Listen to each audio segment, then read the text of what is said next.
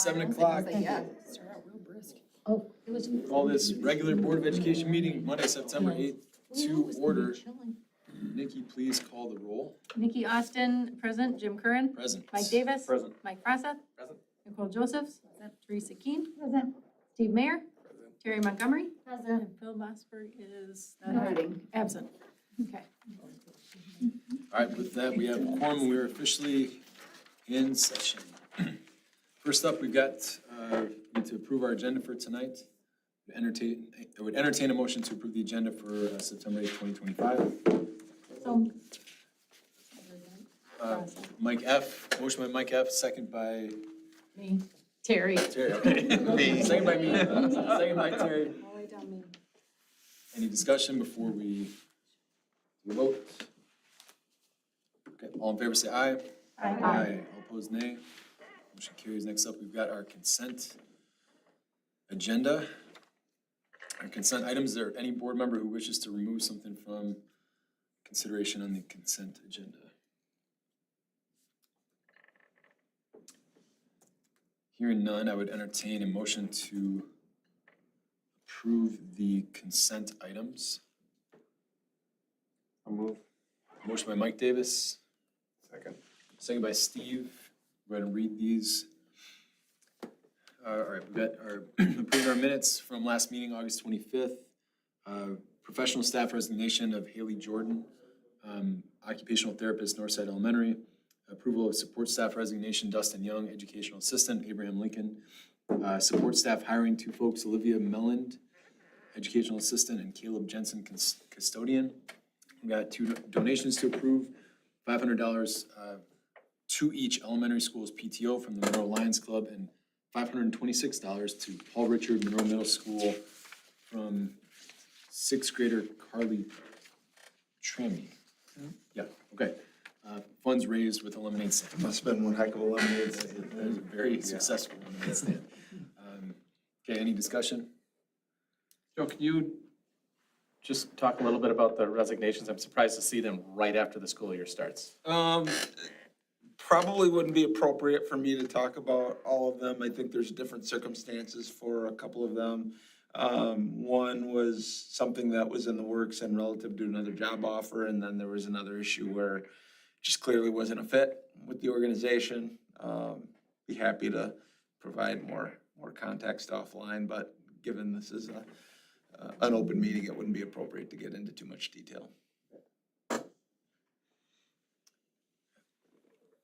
That we got a motion on the table. Go ahead and take the vote. All in favor, say aye. Aye. Opposed, nay. Motion carries. For public comment, got nobody signed in, literally no one Nobody here. here. So we will keep rolling. Nothing under old business. We've got new business, 5 items tonight. Start off with the exciting stuff. We've got an action item to approve the sponsorship of the new high school fitness or weight room. I'll turn it over to administration to talk us through the details. Sure, so this is a continuation, every board meeting we have a celebration. I'm happy to say that we have a number of great sponsorships in the queue, and that will continue for the foreseeable future. But tonight, what we wanted to do was celebrate the sponsorship by Iron House. They've agreed to the 10-year naming rights for the fitness and weight room at the new high school. This is obviously a great partnership and collaboration. Certainly, Iron House feels very passionate about fitness and lifetime investment in fitness and kids taking care of themselves. And so they're happy to contribute towards this effort. It's $10,000 over 10 years, so meaning $1,000 a year for 10 years. Joe Van Meter is enthusiastic, excited to be a part of the project. Talked a lot about this being an exciting opportunity to connect with this space, and so we're very excited and thankful that Iron House was willing to step up and sponsor the space. And so we would recommend that the board approve the 10-year naming and sponsorship agreement with Iron House. Is there any questions from board members?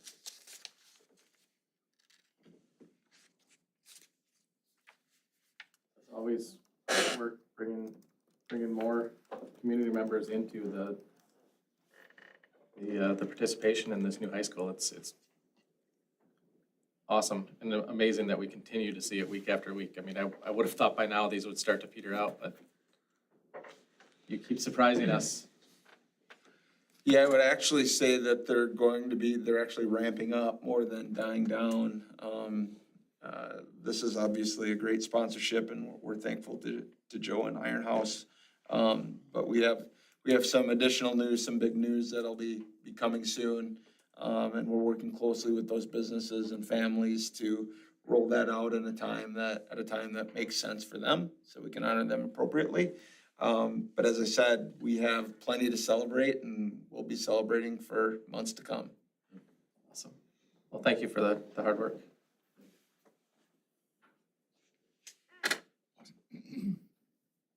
And just to echo the gratitude to Iron House and also to Carly and the Monroe Lions Club I didn't call them out to thank them for their support also from the consent items. But a huge thank you to Iron House that entertained a motion to approve the 10-year sponsorship of the Monroe High School fitness and weight room. So moved. Second. Motion by Terry, second by Nikki. Any discussion? Just thank you again to the community who's reaching out and sponsoring, because it's a tremendous thing that people are doing.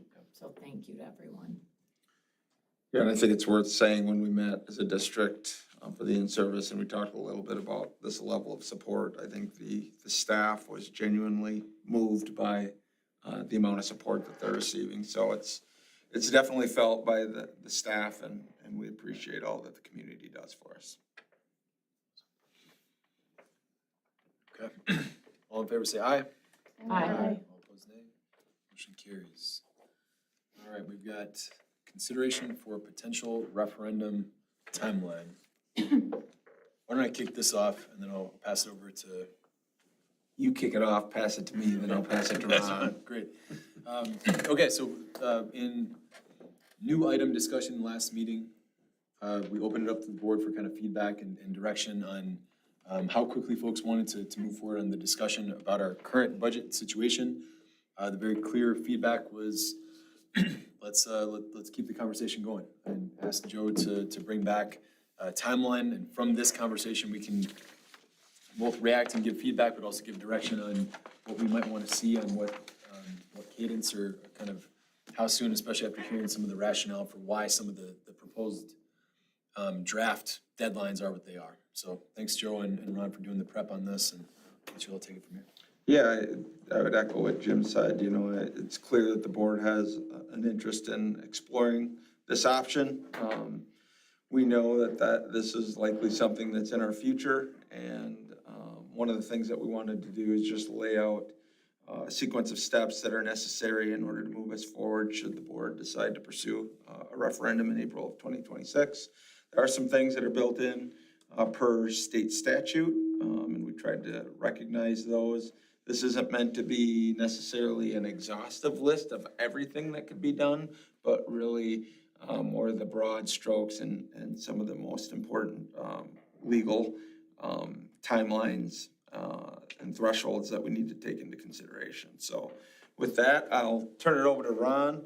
He's really the main author of this document, and we've got it. Thanks, Chandra, for putting it up on the screen. We'll throw that up there so hopefully the folks at home can see this as well, because we want everyone who is watching to have a clear understanding of the work that we're potentially going to do. All right, thank you. Sorry, you can go forward one slide. Great, thanks. So what we're looking at is obviously tonight, September 22nd, we're gonna have this initial discussion about our timeline. The next big date that comes into play is we'll have our third Friday count coming up on the third Friday in September. That obviously helps set our final budget that goes to the annual meeting, as well as gives us that baseline for our future budgets going forward. The admin team is starting the process of considering the necessary reductions should an operational referendum fail if we go to one. so that we'll know what is at stake, in the case that, we do go to referendum and it should fail again. On October 15th, we'll get, the final state aid and revenue limit numbers. That becomes the basis for our final budget for this year, and then, again, those really become the building blocks for going forward. When we get to the end of October, we set our final budget for the year. And then at that meeting, I think would be a good meeting at the end of October to begin starting to talk about, you know, what do those projections look like going forward? If the board wants to, because obviously we'll be talking about individual people and positions for that first meeting. We may have to have a closed session to have some initial discussion, but I think after that, I think it's imperative that we have all of those discussions open and available to staff and community so they understand what all we're looking at. And so I would look at that taking place during the 2 meetings in November and potentially into December. I do think as you look toward December, probably the big thing that I would like is that by the time we get to the December 8th board meeting, that we do one of two things. Either we are ready and we adopt a resolution, if that's the direction we're going, on a referendum, or we at least set those parameters so then our legal team can work on it and then we can adopt it first thing when we come back in January. But either way, I think by that December meeting, we should know where we intend to go and what we're looking to do as far as a referendum, whether we're going, whether we're not going, the amount, as well as the duration or recurring, non-recurring, all those things. I would encourage us to work toward December 8th for that decision process, to give us as much time as possible to then prepare for educating the community throughout the spring. When you look at January, we do have 2 meetings in January, the 12th and the 26th. January 27th is the final deadline, at which time a resolution could be adopted. So if need be, we do have those 2 meetings in January, but hopefully we will have made up our decision before then. As far as the informational campaign would go, obviously we're going to make our staff aware as we're having those discussions of what it looks like in November, and so that they have some awareness of the discussions going on. Once you make your determination as to whether we're going to have a question and what it might be, we then jump into community referendum information, providing the information that the community needs to help make that decision. And then you have that community engagement throughout January, February, and March. So that's everything from PTO meetings and FAQs to radio interviews, listening sessions, newsletters, all those ways that we can get information out to the public so they understand what the question is, what the implications of that question is, and what the consequences of not having the dollars authorized would be. When we look at the pre-election, there's a few things legally we have to do. And yep, you're doing a great job keeping up with me. Thank you, Chandra. I've been looking at the screen. We need to send an election notice to the newspaper in February once we set an election question, if we have one, a referendum question. There's a couple of different notices that need to go into the paper, and so I have some notes there for Chandra and I as to reminding us that, you know, in a case where we have a paper on a Wednesday and a Saturday, the dates that are required by law don't always match with when we have a paper, so we need to make sure we're mindful of that and working around it. April 7th is the regular election date at which we would be looking to go should we have a question. And then on the 8th, we do a preliminary notice to the DPI what the results are. We have to have a canvass done by 9 a.m. on April 14th. So likely what we typically do is that Monday of the board meeting, we have our canvass in the late afternoon before the board meeting. which would be the 13th, and then on the 14th, we have to notify the DPI of our results. And so that was a lot of information very quickly, but I guess the key takeaways that I would say is admin is in the process of working on what that list will look like. You know, should we have to make reductions if we either don't go to referendum or if we go to referendum and it doesn't pass. And then we obviously have a number of meetings in October and November and into December to work toward what a question might look like. And then we would move forward from that place with a referendum campaign if that's the route we're going.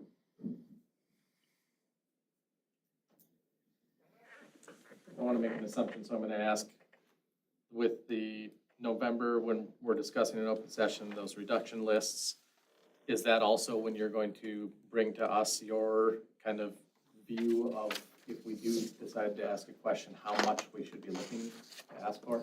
Yeah, Joe and I'll have to formulate that, but obviously in, whether it's that first or the second meeting in November, it really comes to somewhat it all works together. But yes, ultimately, we're gonna have to bring you a recommendation as to what we think that question should be and what we think the amount should be. And that'll work hand in hand with what that reduction list may look like. And I think, you know, part of the conversation that the board may have before I could get to the point of giving a recommendation is, you know, in the past, we've had discussions where we've typically ran a question just to try to maintain or you know, keep where we're at. Now, we've had a number of reductions over the last 3 years, about $2.5 million of reductions. And so, you know, I'll need guidance from the board. If you're saying, yep, this is important, we should consider bringing something back, or we need to do less or more, I'll have a recommendation, but I want to get a flavor for where the board is thinking as we're working toward that. But yes, I know Joe's intent is that we will bring forward a recommendation for that. Yeah, and I know one of the things we've been working on, and certainly Jim and I have talked and provided feedback, just being clear about how the process will work and who owns the list and the number. And I think this is where it gets into a little bit of a gray area in that the two are intertwined a bit, right?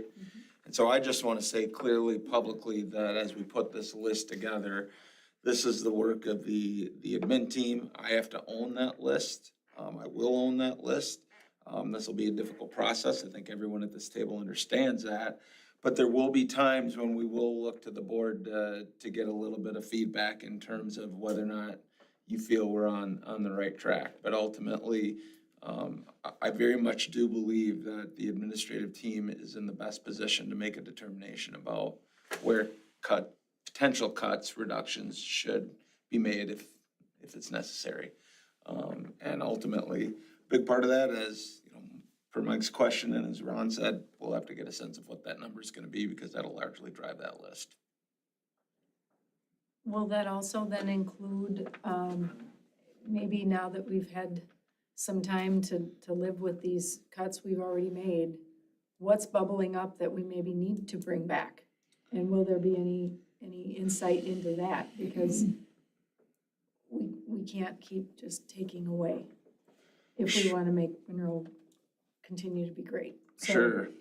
So, yeah, the number can go both ways, right, in terms of what reductions, if necessary, need to be made to what level, and what do we lose? And then if a referendum were to pass, how much would we be asking for? And then what is it that we would be gaining as a result of that passage of the referendum? And I think we have to be absolutely clear on both ends of that, right? And so that's one of the things, the DAC team had a meeting this morning and we talked about that at length. We have to be very clear as to what it is that we're asking for and what it is that we would potentially lose if the referendum doesn't pass.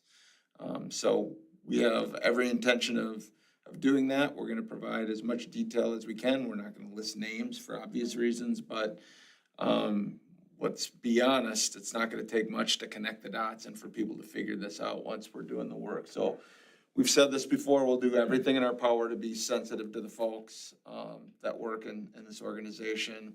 And we already talked about that as a team at our district in service. I feel like people have a good understanding of what it's gonna take to move forward, but it'll be difficult. But we have to make a promise, a pledge to the community that we're gonna be clear and outline in a detailed manner what it is that the passage of a referendum would provide our district and our community. And then if it were to fail, what we would lose as a result of that decision. Did I miss anything, Ron? No, I think, that's a very good point, and I think, you know, as in the past, whenever we've had to look at, you know, positions or programs, it's difficult, and it certainly is even more so this time, because after a number of years, I've always said there's no easy cuts, and then after the last 3 years, certainly there isn't. And then you weigh that with or against, the fact that there's been some very intentional work that this board has directed our district and admin to do that has paid great results for us when we talk about student achievement, and then trying to maintain that momentum while balancing it against this process is very difficult. That was, I guess, that's why I asked the question. You know, if we're making strides in areas that were related to interventionists, or if we feel like there's a need for something that either needs to be added or needs to be brought back now that we've had some time to kind of live in this new world of cuts, we need to hear that too. And we can't be afraid to ask for what we need to run this district well. Yeah. I'm hearing you say that when we create this plan, we list some of these positions, programs, we need to provide some context as to their value and why it's important, so people understand. Is that accurate? Mhm. Okay. And we can do that. Is there any value in the past, not this last referendum, but I think all the other previous referenda, we've done some sort of survey to kind of see where the community threshold is. Is there any thoughts on that? I'll lean into it a little bit. I know we did We did a follow-up. we did a survey. follow-up survey after the last one, Yeah. and, you know, how helpful it was to us, I honestly don't know. And I guess where I'll lean into this is this is clearly needed and necessary. Yep. Can we ask where people would like to set the number? Yep, we can ask, but I think ultimately we need to decide as a district, and as an admin and a board team, what we feel we need to run this district, and then the community is going to have a say on it. I would be leery of saying, okay, you put out a survey without consequences. It can go one of two ways. People can be overly optimistic and give you a number that's higher, based upon it because it doesn't have reality, or they can be very pessimistic, and then as a board, you're still having to weigh, should we even be having a referendum and what should the amount be?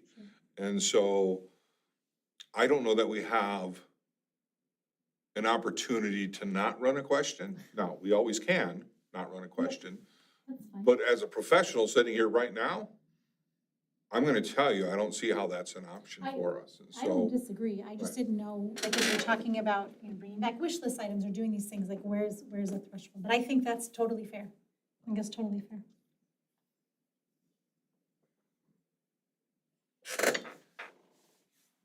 and there's always costs associated with that. So I mean, if we For sure. do that, then that's something people can lean into as well. So I think it'd be something we'd have to consider.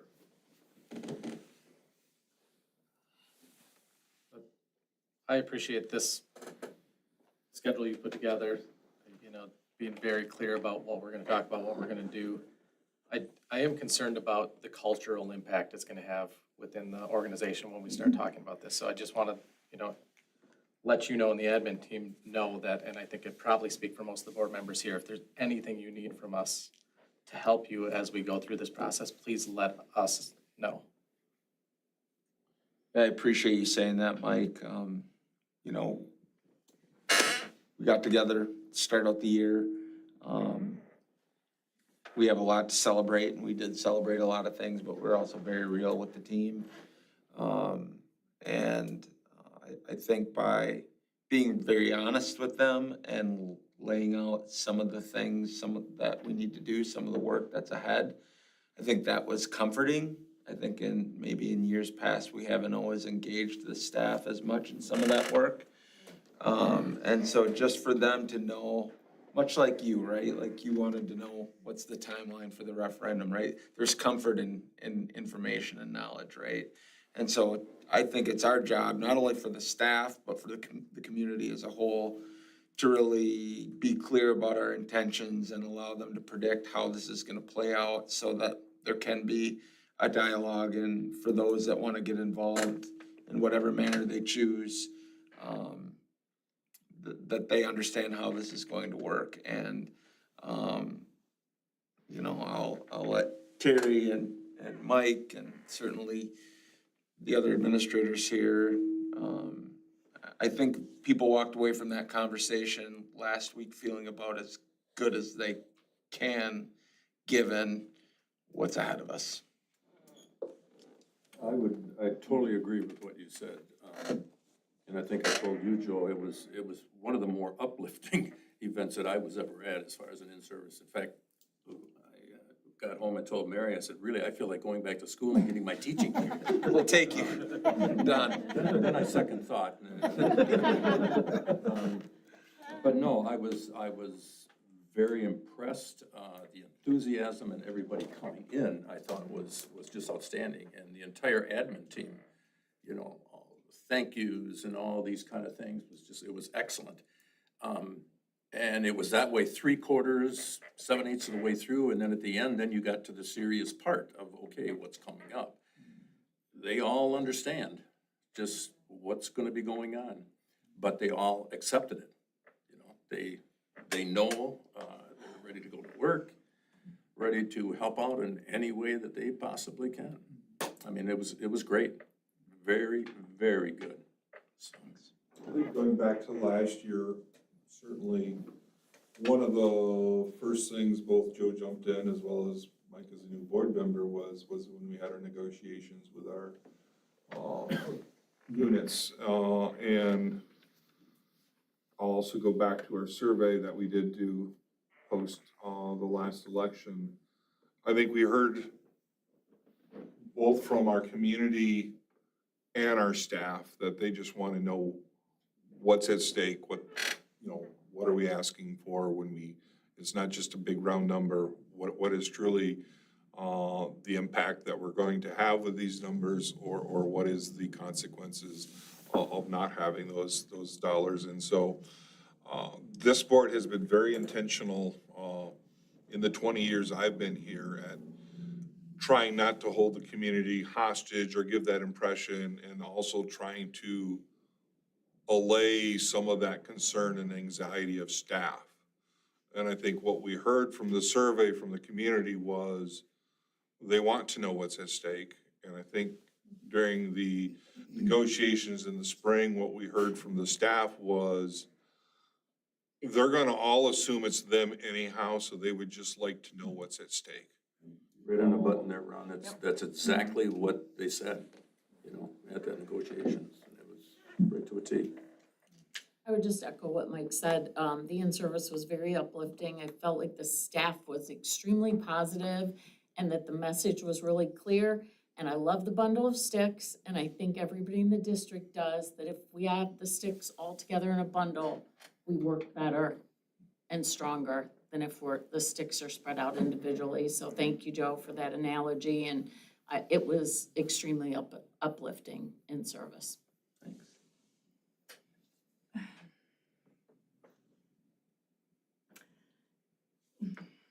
So I'm struggling with how to say this, because I want it to come out the right way, and sometimes things just come out of my mouth. I appreciate this timeline, but I will tell you, I don't like that we're making I feel like we keep talking around whether or not we're gonna run for referendum. Is the board gonna support? I don't see how I appreciate what you said, Ron. I don't see how we're not going to referendum. And I don't want our staff feeling like we're dragging that out. I struggle. with, you know, what is the number? Fine, we have to get there. Or who are the people, or what are the departments if we're not? But I don't see how we can't go in April, and I think we keep talking around it, and we just need to own it. I think that's a very fair statement. I think, black and white, Ron says, for some of the community listening at home, I can't say we're going to a referendum until the board passes a resolution. I know, and that's. I, absence the board telling me otherwise, I'm of the assumption that we're moving toward an operating referendum.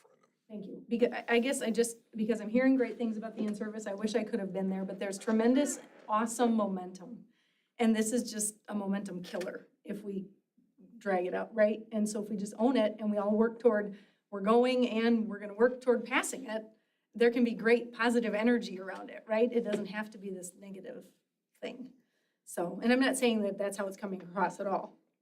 I wanna take ownership of the fact that I, for one, feel like we need to, and I appreciate that we'll get the detail, but I want good energy to start getting created around it. I'm excited for that, because this can help our district carry forward the way we need to. So, Nikki, I would agree with that. I know there's a process and we have to, go through the process, but I also feel like what we've gone through the last 2 years, we all know where this is headed and what needs to happen. It's just going through the process and getting it put in place and getting it done. And I think you're right in that we have this momentum, so let's move forward with it and keep the momentum going. I don't want our teachers hearing and feeling like there's any question. I guess that's all. I want them to feel like we're all in their camp, so that's just me. Maybe, Nikki, just to make sure I'm understanding your request, maybe, are you suggesting that we work to move this timeline up earlier to kind of identify our number and production list, or are you just saying we should perhaps, I don't know, board action-wise, how we do this necessarily, if we try to separate a commitment that we're going to referendum from the actual resolution of the amount, but Yeah. help me maybe try. I think that's what it is. I appreciate that there's a process and I know it and I've lived through it. I want our staff to feel like there is no question, at least in my mind, that we're going. I remember what Eric Ekdahl said, I didn't get on this board to fire people, right? And that stuck with me. And so I want to get momentum going in a good way to hopefully pass it, so we don't have to make any of these cuts that we may have to if it doesn't. You see what I'm saying? Okay. Nikki, I think you're essentially doing that right now with, Yeah. I mean, as individuals, I think you've heard a number of the board members agree with you that we're going to end up going to a referendum. And in my opinion, I also believe that is where we're headed. I concur, absolutely. And hopefully the teachers will hear this and understand that the board is behind them and that we're going to do what needs to be done to try to keep everybody in every program that we can. Right. And if it fails, I mean, we did what we thought was best for the school district.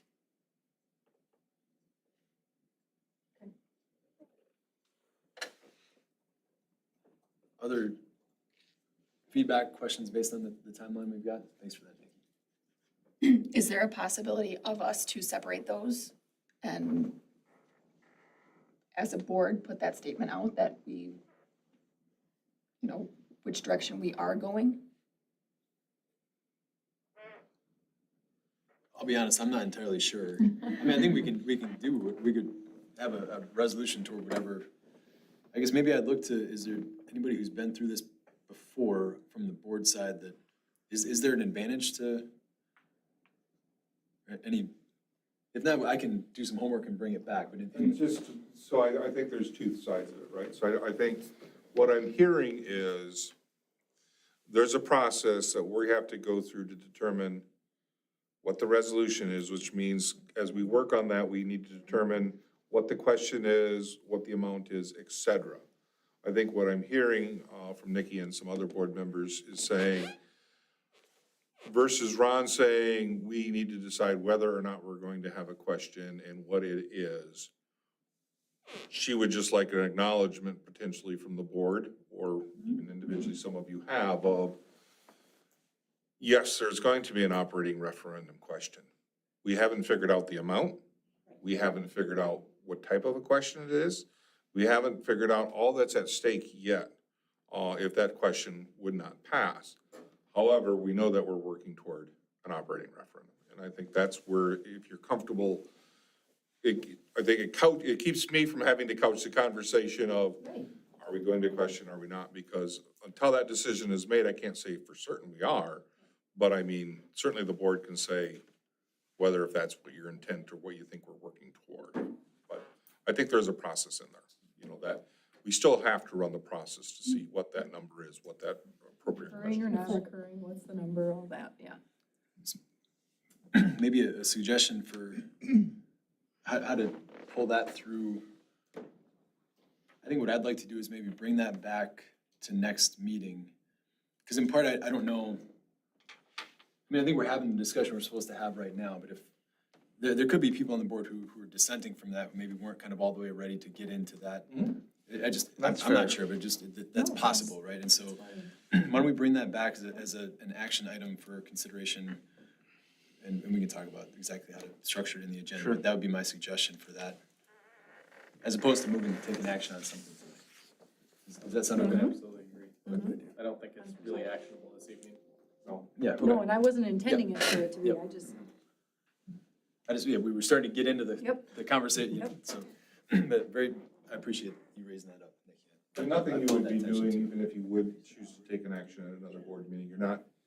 It's not like you're doing something that's committing you to it until you actually discuss the resolution and adopt the resolution. That's the point that it which becomes a reality. Maybe one other, I guess, piece of feedback, or if possible, and again, I'm not sure if this is maybe I just need to do my own homework on this, but I think there's a lot of talk about tax impact, not just in Monroe, but in a lot of different places. And in Monroe, then there's also some things happening at the county level that also impact taxpayers. And I'm not bringing this up to say that would impact my opinion on whether or not we go to referendum. I believe we need to go to referendum in the spring. But would it be possible to include in this timeline kind of the outside in? Like, I don't know if Ron, you'd be equipped to do that, or if somebody could kind of talk to us about what the tax impact would be from the district side at different levels for our consideration? And how does the building of a new Greene County jail at the amount that it is impact local taxpayers? If that's something we could include, I would love to have that inform the board's kind of deliberations on the number. Some of that will get a little fuzzy, but at some level, we can certainly look at the impacts of the district individually. Again, much like our school district is, where we set a levy for the entire district, and each individual municipality then has differing impacts based upon what their valuation is doing individually. Think of the county in the same sense. There's gonna be a countywide impact that they're talking about, but it is gonna vary from municipality to municipality. And I don't have the inside details of all those numbers, just like even I don't have it on our own when we set it. So I would hate to get too far into the weeds, dealing with their numbers, but certainly we can, from a broad base discussion, have it. Maybe, Ron, maybe the question is, at some point through the process, we explain again to the community how the tax impact works, as opposed to this is what it's going to be. Because that's really fuzzy and it just makes people mad, surprises them.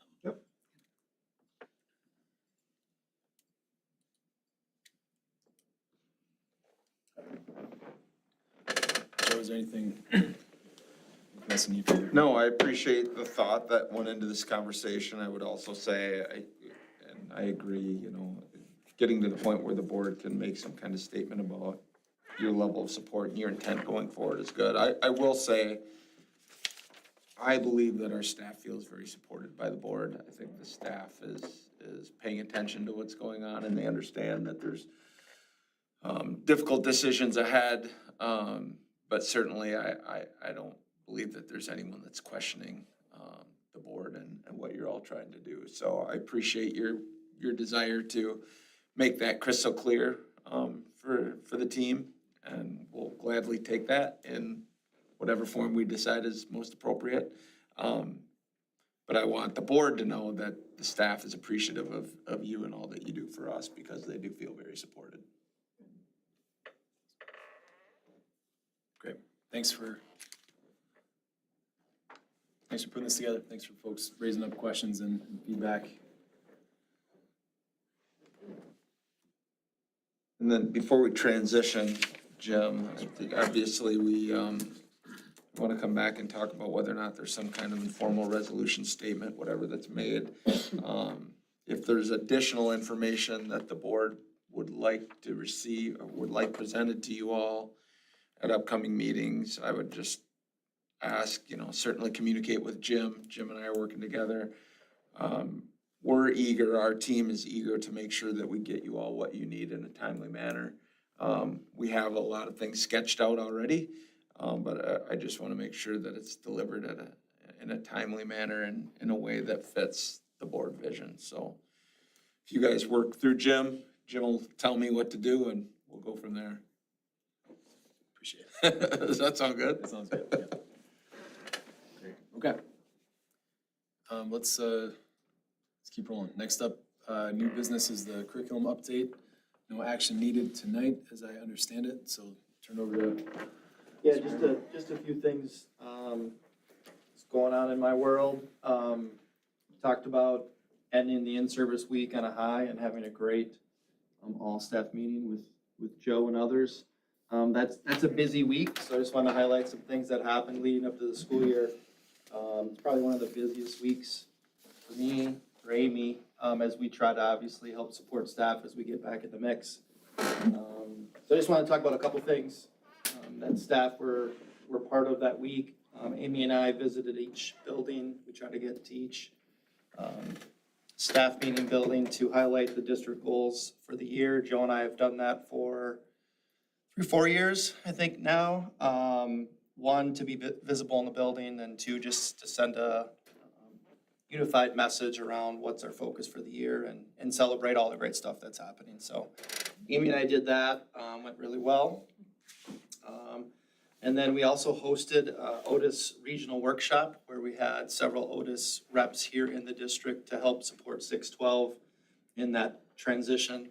Otis is a platform we use for grading, reporting. It houses all of our third-party data, all of the assessment data. Staff started using that program last year and will continue to use it this year for all those things. So that was a good day. At the elementary level, 4th and 5th grade this year is taking on Bridges implementation. If you remember from last year, we had 4K through 3rd. So we had our outstanding interventionist lead some PD for Bridges for them. And then we also had math and ELA refresher PD going on for just K through 5 staff. So we try to do a lot of little mini PDs as teachers are working themselves back into their classrooms to get ready for the year. Related to evidence-based teaching and learning and grading, we provided staff with the updates that we made over the summer. We ran parent sessions during the Meet Your Teacher nights. Attendance was low. It's a busy night, a lot going on. I think we had a handful of parents at both sessions. We provided the updates to those that did attend. Those updates were also shared out to parents via letter. And then we also have some of those updates now on our new website, so we're directing parents there as well. Just some upcoming dates that are important. We don't typically have a curriculum meeting in September. We usually have that first one in October. Teresa, I'll be sending you the agendas that I have sketched out, but I think the first one we'll do is on evidence-based teaching and learning updates, just to share with the board some of those changes that we made going into year 2. And then I have listed here, and I mentioned to Joe today, that we have Eric Larson at the end of October for the board to meet with to preview our report cards. So just something to have on your radar. But year's been a good start. We're in week 2. Things are going really well. Any question?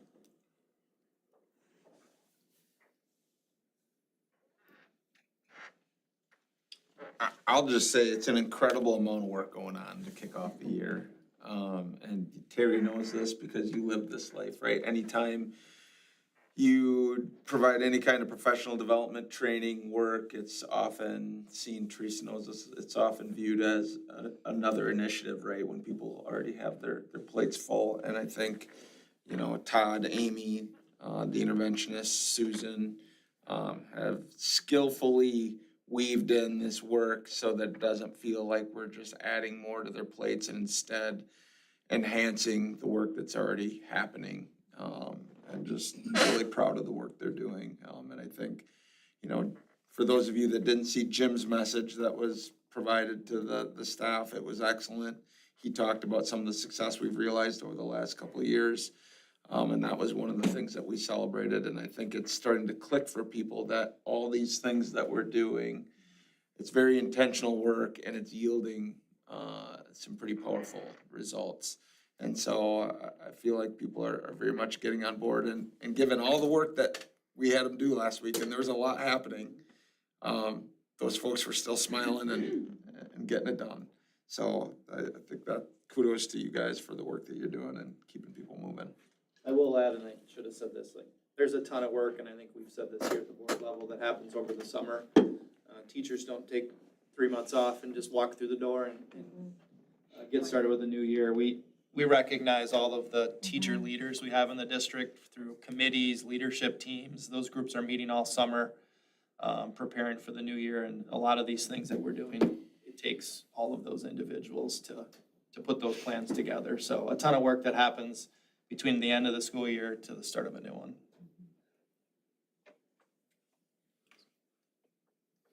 Todd? Questions? Thanks for all you're doing. Appreciate it. Okay.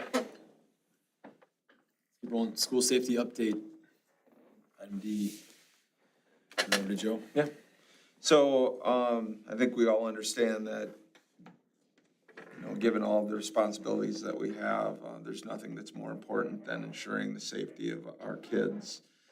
This is work that's usually done behind the scenes, and so we don't talk about it a lot. But I think given the fact that, you know, a recent incident up in Minnesota, over the past year, we've had a couple of incidents that have happened pretty close to us.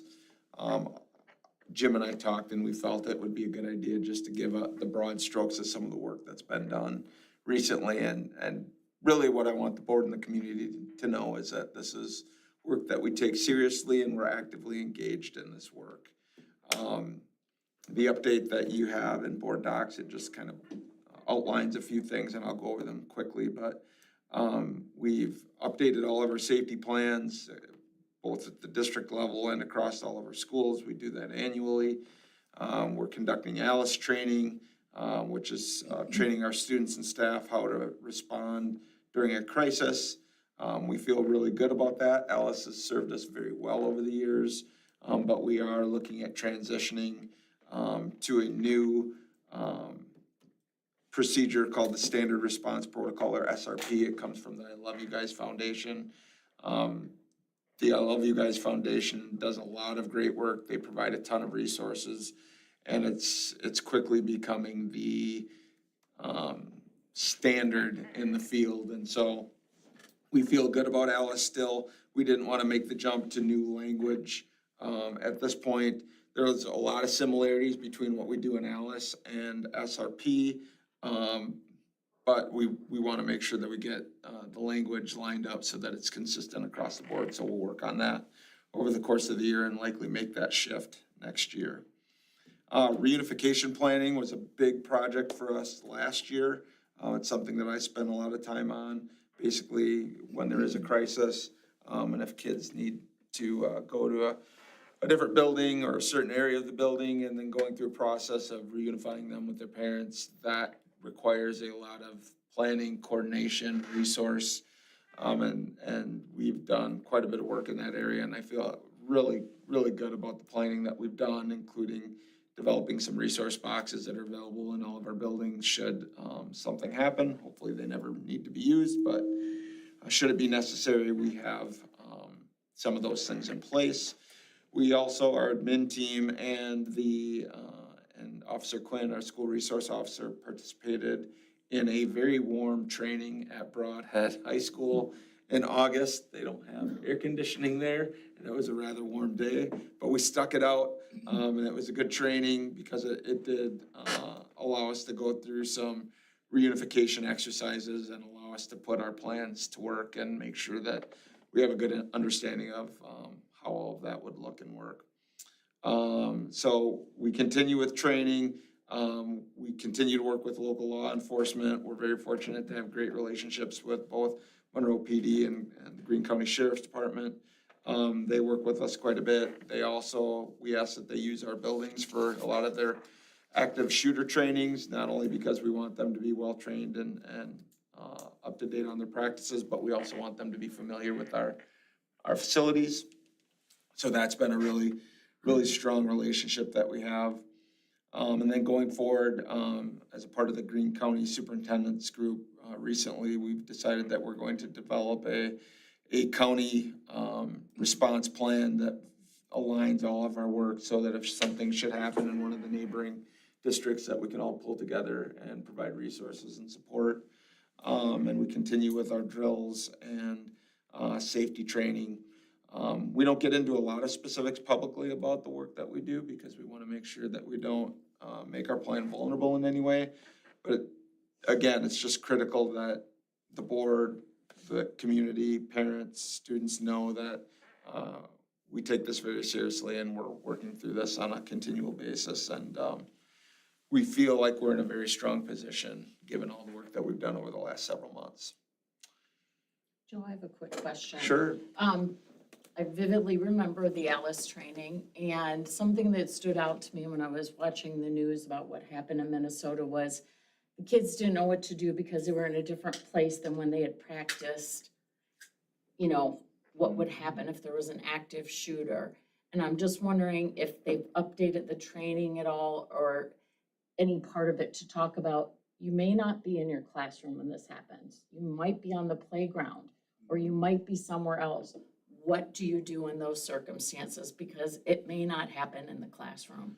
Yeah, I can't speak to whether or not Alice has updated their training. Amy, you can Yeah, talk about how you've trained in the buildings. Yeah, I actually feel like it is part of the training, just because there's options with it, and so you can be anywhere, you can use this at home, you can use this in the community, has been the message that we've had for a number of years. But maybe it wasn't there originally, Terry, I don't quite remember. Well, I did think I could apply it, but I Yes. didn't remember it being, like specifically telling the And you're right. children that. But as an adult, I was like, oh my gosh, if I was at the supermarket, this is what I could do. Yeah. Or if I was at another place, this is what I could do. But I just don't remember it being something explicit that children were told. Because like I said, hearing this child on the news say that just made me think about it. And when you were gonna give the update, I wanted to make sure that we're thinking about that because kids aren't always in that place where we're doing the drills or that it could actually happen. Yeah, I will say, all the schools around us either have moved to the I Love You Guys Foundation or are in the process. And I think one of the things that we can say is that they are continually updating their training resources, and they are considered probably the best in the industry. And so we're using a lot of the resources now, but we're gonna continue to work with them. And I think it's something that it's gotta be part of our annual training to make sure that we're staying on top of our needs and resources. If switching to a different model that's actually being used by more places in the county, will that probably assist law enforcement? Knowing that like everybody's kind of got the same. Yeah, the only thing that we're really lacking right now is that we don't have common language in terms of lockdown and how we talk about kids moving and fleeing and fighting and some of those things. And so to the extent that we have consistent language, when law enforcement comes in, they can use a certain set of vocabulary that everyone will understand. And that's exactly what the Greene County Superintendent's talked about recently. And so We'll be working with a gentleman that worked with Iowa County recently. They went through this process. They felt it was very beneficial. Every superintendent in Greene County felt that this was worthwhile, and so we'll dig into it. And it really shouldn't take that long because we are very much aligned already.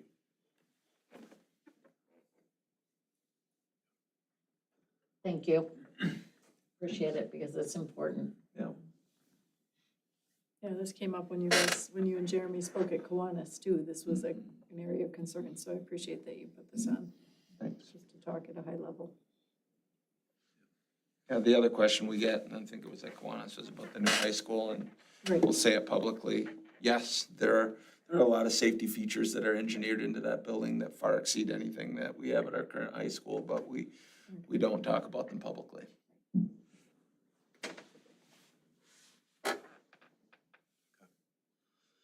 Appreciate the update. Let's move on to our building project update. Turn over to Joe and Ron. Yeah, I'll kick it over to Ron. I'll just start by saying, it seems repetitive because every week or every time we get together, we say there's been an amazing amount of progress, and did you see this, that, or the other thing? And I don't know how to say it any other way. We get out there and we see some things that blow us away, such as, the fact that there's paint and tile going up, and the classrooms look like classrooms, the offices look like offices. And so it's coming along nicely. So I'll turn it over to Ron so he can talk about some of the big things, and then we can show you some of the cool stuff that we'll throw on the monitors here in a second. So in your board packets, you'll have actually an update from all three of our main partners. You have a report from Huffman Keel, a report from PRA, Research Architects, and then you have, Plunkett Research did my first project 30 years ago, my God. So we have from our architects, and then you also have it from CG Schmidt. And so they're doing some great things out there. A lot of work's being done. From a flooring perspective, the flat work concrete is down in the majority of the building. The two areas that don't have it yet are the in-room commons, because that's kind of the core working space that they're working out of as they work both ways. And in the Performing Arts Center, because that'll be one of the last areas that'll end up getting finished out. Roof is now 95% complete. We basically have it sealed everywhere. We just don't have some of the roof edging and trims done. Throughout all the classroom areas and even back into CTE, we have a lot of stud walls up. We have a lot of drywall up. We have a lot of base coat and primer on the walls from a painting perspective. Tilers are into the bathrooms. And so that's really working through all those, academic office areas that'll be toward the west end of the building. And then right now they're doing all of the steel stud frame construction that's in all of the science areas, the ag areas, and the music areas. And so those will be the next areas that kind of to finish out with that. And so with the big crews out there, it's a lot. I think one of the pictures, I believe it was maybe in the CG Schmidt one, but I don't see it there as I'm glancing. Somebody had all of the reels of cabling that the electricians have based out of the CTE as they pull cable throughout that whole building. And so there's a lot of cable being run throughout the buildings. Yeah, it's pretty impressive as to what that all looks like and entails. Some of the big picture things, they're looking at that's not inside the building, but that's outside the building. They're working, we hopefully will have the turf go down on the football field in the next probably, certainly this month. I believe it was actually delivered today, some of it. They'll do a base coat on the track, meaning the blacktop that goes under the track. They won't actually put down the rubber on the track until next spring. They're getting, the practice fields and tennis areas ready. Again, I think they're gonna do the undercoat for the tennis, but not the overcoat, the final coat. They're working on the front with the connections to the city for all of their water movement that'll come through our property and down to our ponds as well. They're working on the baseball, softball complex. To the north end, some of that base coat is down for the blacktop parking lot and grass is coming up. So it's pretty exciting, and the amount of change that happens weekly, they're hoping to have heating HVAC ready to fire by probably late October, start of November, so that as we transition into the overwinter, we can utilize our own systems versus auxiliary. It's much more efficient. Obviously, we'll have a schedule with, usually they double filter, and they have a really aggressive filter changeouts schedule so that you don't get all that dust into the ductwork. And so we've already had those discussions, and so everything's moving on course for the spring. And Joe's got some of the nice stuff pictures to show. Ron does all the hard work and I just talk about the pretty stuff. Hey, throw a question here, Joe. Yeah, please. Is there any update on the road from the lift station? We have had discussions with them. They're doing a tremendous amount of work over there on their own property, if you've seen it. They have kind of the initial outline of the road. You can certainly see it as it goes around the well and through the north side property. You can kind of start to see how that Cheesemaker Drive is going to transition across their property and up to meet with our driveway from the school. And so that's all working. They have a lot of what they want in place for the lift station. They're working through some finer details with the DNR and with the city. So December is gonna be an aggressive timeline for that to get done. But as soon as they finish a couple of those hurdles, they're ready to start working on that ASAP, so. Yeah, yep.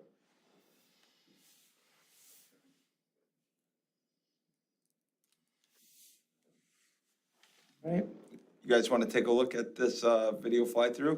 So basically, this is a rendering that's similar to what you've seen before. The difference is that it includes a lot of the signage work that's been done, and it has the actual furniture that has been designed for the space in here. So basically, the video is going to take us for a fly through the entrance, down the M room, into the gym and back. We're just trying to get it loaded. There it goes. I don't think it has sound in this one. No, it does not. So taking us into the secure entrance right now. To the right is the administrative offices. And now it'll take a look up to the left first, I believe, which will show you the Monroe History Wall, which we think is gonna look nice once that's done. Underneath, we'll have the Cheesemaker Legacy Wall to represent a lot of Cheesemaker artifacts. That's Student Services area underneath. So this is the long M room corridor, which all of you have been in. You can see some of the furniture and what that looks like and how it brings color and dimension. You see the state championship photos are there. You'll also notice all of the large windows bringing in that southern light. Joe, is this incorporating the furniture that will be? Yeah, so Yes. those red logo cafeteria tables are all ones that we currently have. Moving into the library area, you have the 4 glass overhead doors. Those will be open much of the day to invite students into the space. So it's utilized. Again, you can see the current setup with the furniture that's been designed and selected. And then you move back out into the M room. And you move down, and as you look to the left, you'll see the interior arch sculpture. And that sits right next to the large mouse house where all of your Cheesemaker merch will be sold. As we get down to the east end of the building, towards the Performing Arts Center and the field house.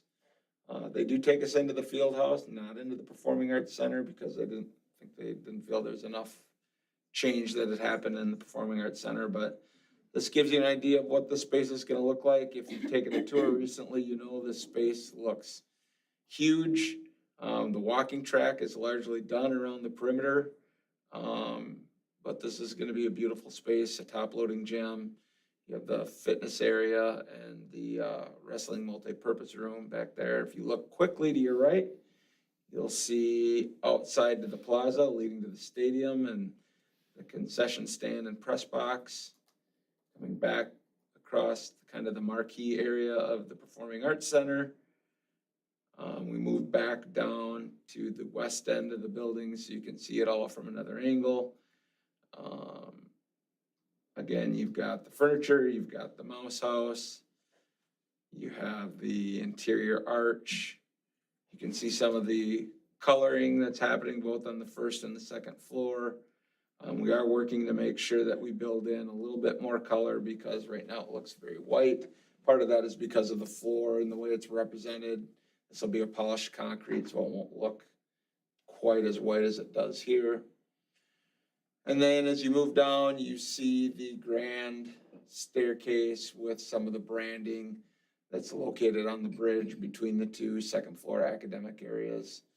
But really, we've talked about this many times. You see the white kettle underneath the stair there. That won't be white, it'll be copper. But we've worked really hard to make sure that we're building in the history of Monroe, the legacy of cheesemaking in the area. And we believe that it's gonna be a building that the community is gonna be really proud of. A lot of work happening, pulling a lot of photos, working with area historians and museums to get artifacts, get photos so that when we do have photos of cheesemakers, they're not stock photos, they're actual cheesemakers from Monroe. So we think it's gonna be pretty neat. Any questions? Bill, I think I remember seeing in one of the previous presentations that their like social studies area or science area has like a brightly colored wall. Is some of that down by the LMC too? Where like just to bring in more color like you were saying? We had a meeting today and we're still determining where some of the signage, the graphics are going to go. We're leaning on the designer, Brianna, to help us make a determination as to how much is enough and how much is too much. We will have some of those breakout areas that will be identified through some of the graphics and some signage. But I don't, Ron, correct me if I'm wrong, I don't know that we built a lot of that into the M room because there's a lot going on already. Yeah, we have transitions, so like around the arch, like these gonna be red instead of white, so I'll bring some color in, but by the library itself, it's more relying on the M on the floor outside the servery and the furniture to kind of be that pop of color. So it is more, as you said, as you enter some of those hallways and wings, and some it's easier, like the science hallway is all science, that's a little easier. The art wing is art, but some of it is a mixture of classrooms, and so then it's a little more amorphous, I guess, is, what it is, but yeah. Yeah, it's really quite impressive how much thought they put into this work. For example, in thinking about the mouse house and it's all glass. They're quick to note that, a lot of your merchandise in there is going to be red, so that's gonna provide a lot of color as well. So just that constant balance, I think is gonna pay off in the end, and they've done this a time or two, so we're placing our trust in their hands. Good question, though.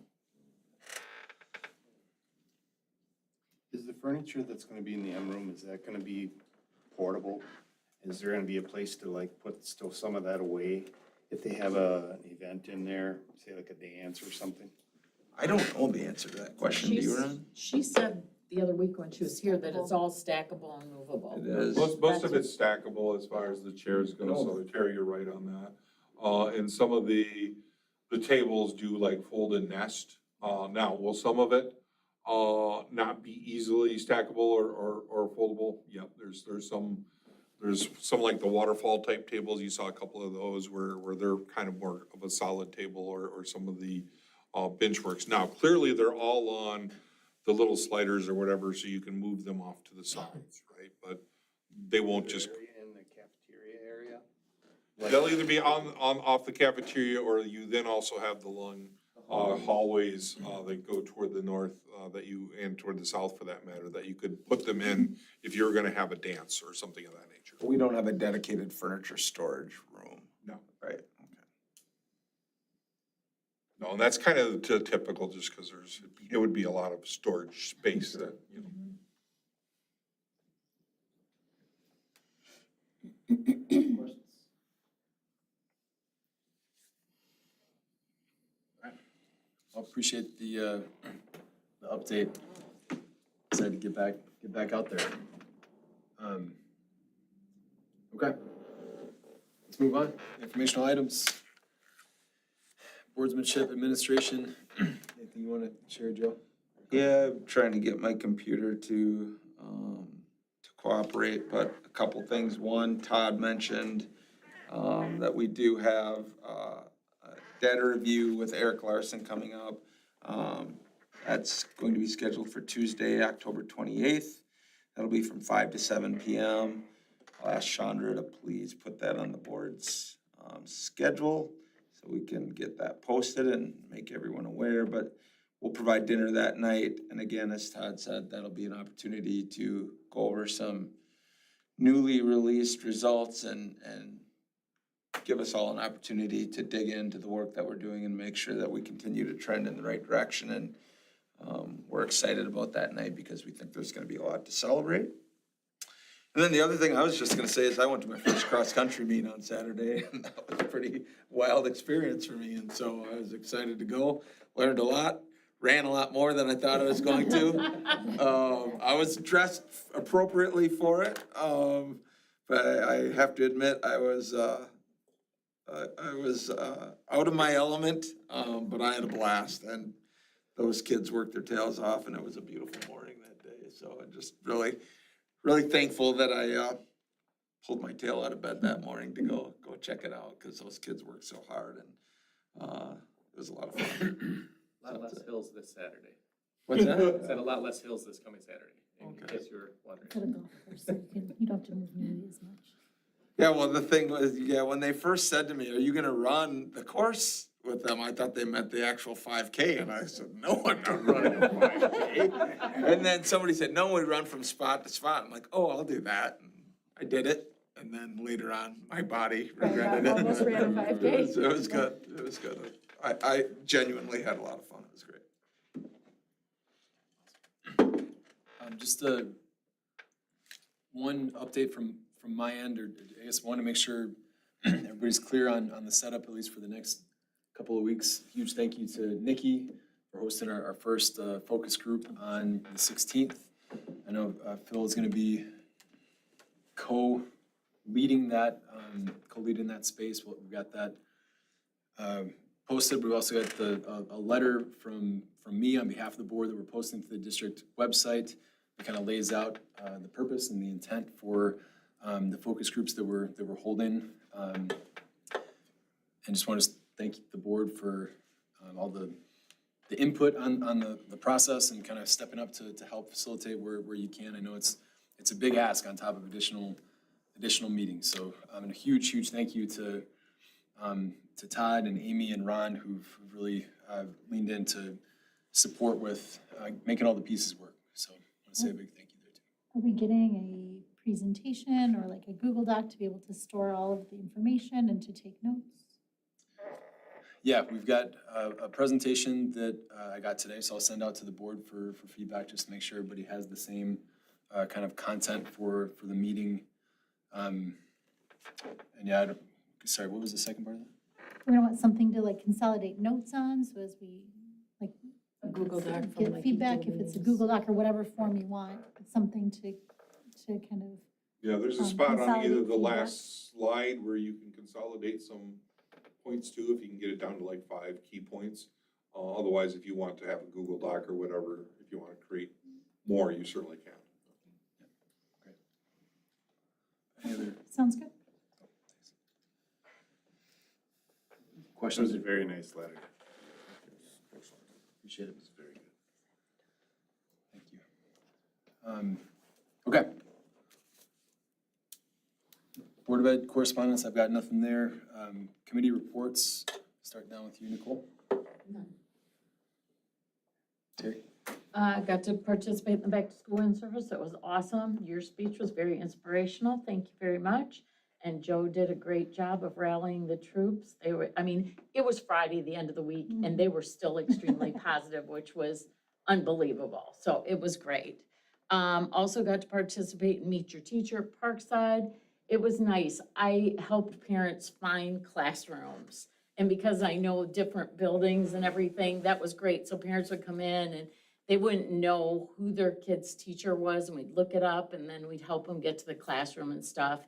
And then, of course, we directed them back to where the cookies were, which was an important part of Meet Your Teacher. And EIE will meet on September 23rd to nail down their December fundraiser date. Terry? I got nothing, Jim. Poor fellow. Just so- Nothing. Mike, I'm not sure where to bring this up in the meeting, but just want to acknowledge that September is Suicide Prevention Month, and Wednesday is World Suicide Prevention Day. So there really aren't many more places than the school system where we can have an impact on the children's mental health outside the home. So just important for everyone to recognize how important that mental health is, and check on your students, check on your friends, check on your family. Did you see the Parent Square message that I sent out I today did about not. that? I haven't gotten into it today, so thank you. Yes, read it. Yeah, we have a lot of supports available too for families, questions, and that sometimes I think that they forget about, but we have a lot of supports available. So it's all listed there. But thanks for bringing that up. I would just suggest, if, for those of you that haven't looked at that WASB School News this past month, there's 3 articles in there, the issue that we got last week that really hit home with this district. One pertains to the referendum. One is, how do you gain trust in the community? So I'd urge everybody, just take a look at those. It was pretty enlightening. The only thing I have, and this is not really to the board members, but to the public, is that I'm just wondering where you are. The last few meetings, we've had nobody here, but yet I'm hearing in the community, what's going on, different things like that.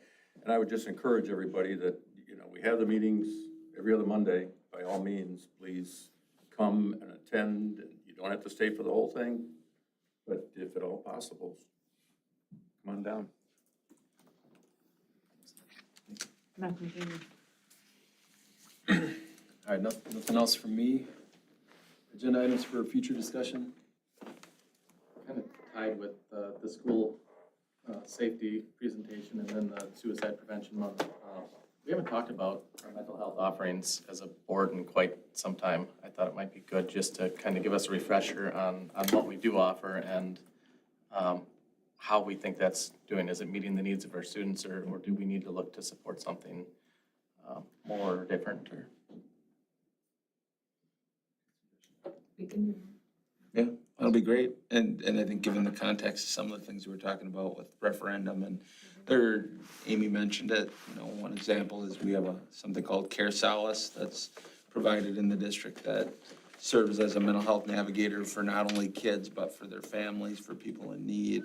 There's a cost associated with that, and we've prioritized that, and we continue to offer that. And so I think that serves as one example of how we prioritize mental health in the district, along with many of the choices that the board has made relative to school counselors, school psychs.